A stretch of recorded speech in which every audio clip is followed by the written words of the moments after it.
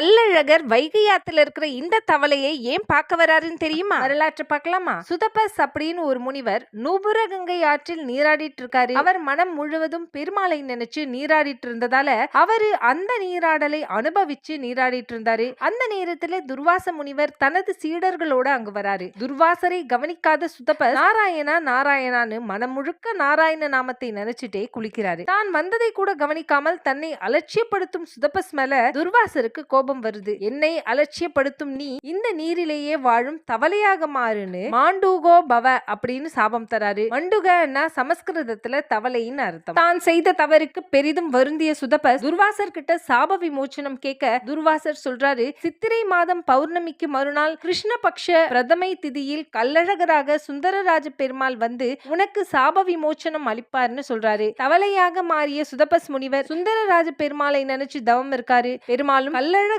கோலத்துல வந்து முனிவருக்கு சாப விமோச்சனம் தராரு. ஒவ்வொரு வருஷமும் வைகை ஆத்துல இருக்கிற தேனூர் மண்டபத்துல மண்டூக முனிவருக்கு சாப விமோச்சனம் தர நிகழ்ச்சி இன்றைக்கும் நடக்குது.